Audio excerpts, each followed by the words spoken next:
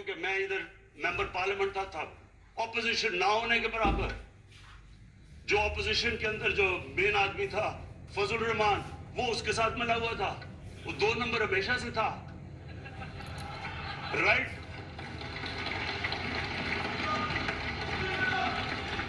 और वो आदमी जिसके पीछे अमेरिका उनकी जंग लड़ रहा था, सब कुछ, वो इनके प्रेशर में आके इन दोनों को एनआरओ दिया, और इतना बड़ा इस मुल्क के ऊपर उसने जुर्म किया है।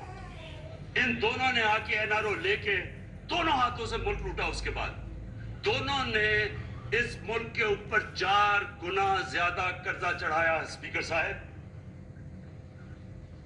6,000 अरब से हमारा कर्जा जो टोटल लाइबिलिटीज 30,000 अरब पे पहुंचा दी।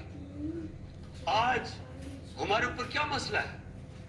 हमें ये कर्जों की किस्तें देते हुए बेचारे लोगों के ऊपर बोझ डालना पड़ता है। ये जो महंगाई है, इसके बाद मैं बाद में बात करता हूं, लेकिन पहले ये बात कंप्लीट कर दूं। ये देखिए स्पीकर साहब, मैं ये 2.5 साल से तमाशे देख रहा हूं। यहां पहले दिन प्राइम मिनिस्टर बन के प्राइम मिनिस्टर तकरीर करने जा रहा है, खड़े होकर तकरीर नहीं करने दी। क्यों तकरीर नहीं करने दी? क्योंकि उनको पहले दिन से डर था कि ये हमारे जो करप्शन के केसेस ये माफ नहीं करेगा। करप्शन के केसेस हमने नहीं बनाए थे स्पीकर साहब, ये सारे इनके दौर के केसेस बने हुए हैं इनके ऊपर।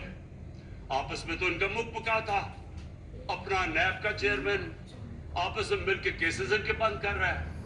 अदलिया उस वक्त की अदलिया वो इनके हाथ में थी, इनको तो मसला ही कोई नहीं था। वो $60 मिलियन आसिफ जरदारी का स्विट्जरलैंड में पड़ा हुआ है, वो जज कह रहा है कि वापस लेके आओ।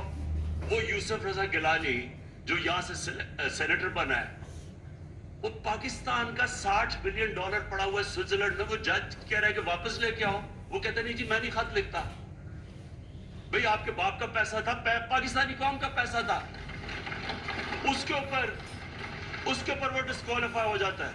वो ऐसे फिर रहा है जिस तरह नेल्सन मंडेला कहीं डिस्क्वालीफाई हो गया। स्पीकर साहब, मैं ये चीजें आपको इसलिए बता रहा हूं, मैं तो इनको 30 साल से जानता हूं। देखिए, जब तक हम इस मुल्क में अपनी इखलाकियात ठीक नहीं करेंगे, मॉरल स्टैंडर्ड्स ठीक नहीं करेंगे, जब इस तरह के इलेक्शन होंगे कि खुल के पैसा चल रहा है और हम कहेंगे नहीं जी वो पटवारी क्यों पैसे लेता है, तो वो थानेदार क्यों पैसे लेता है, वो सरकारी नौकर, वो तो बेचारा जो निचला तबका है, वो तो वाकई जिस तरह शेख रशीद ने कहा है, महंगाई जो बढ़ी है, बेचारे लोगों की तनख्वाह में गुजारा नहीं हो रहा। उनको हम कह रहे हैं कि आप बिल्कुल ईमानदार बने, और ये जिनका इतना इनके पास पैसा है स्पीकर साहब, मैं आपको यकीन से कहता हूं इनको खुद नहीं पता कि इनका कितना पैसा बाहर पड़ा है। इतना 30 साल से चोरी कर रहे हैं ये पैसा, और 30 साल से पैसा चोरी करके अब इनकी कोशिश ये है कि इमरान खान के ऊपर प्रेशर डालो सारे चोर मिलके कि जी कभी हम गवर्नमेंट गिरा देंगे, कभी हम वो निकलाते हैं वो। आप सोचें फैटफ के ऊपर, अब फैटफ हमारी वजह से तो नहीं फैटफ पे हम ग्रे लिस्ट में आए, ये तो नून लीग के दौर में ग्रे लिस्ट में आए। अब अगर फैटफ की ब्लैक लिस्ट में पाकिस्तान जाता है तो यहां सबको पता है कि सैंक्शन लग जाएंगे, तो आगे मुश्किल से हमने इकोनॉमी को स्टेबलाइज किया, मुश्किल से। अगर ब्लैक लिस्ट में जाता तो इकोनॉमी सीधी नीचे। आज जो लोगों को मुश्किल पड़ी हुई है, और मुश्किल पड़ी हुई है हमारे लोगों को महंगाई की, उसकी वजह यह है कि हमारा रुपया जो था तकरीबन 107 रुपए का, आज 160 रुपए का। तो जब रुपया गिरता है तो सारी चीजें बाहर से महंगी हो जाती है, पेट्रोल, डीजल, बिजली। अब बिजली की आधी बिजली उनसे बाकी डॉलर कॉन्ट्रैक्ट्स के ऊपर बिजली के कॉन्ट्रैक्ट साइन किए हुए हैं, वो सब कुछ बाहर से। दालें महंगी, जो चीज बाहर से इंपोर्ट करते हैं, घी महंगा, सारी चीजें महंगी हो जाती हैं।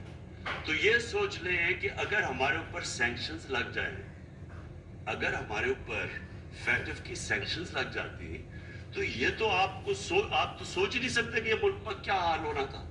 तो हम अपने मुल्क के लिए फैटफ की रिक्वायरमेंट पे लेजिस्लेशन करवा रहे हैं, और इन्होंने जनाब इतना बड़ा वो सर पकड़ा, इतना बड़ा वो ला दिया जी।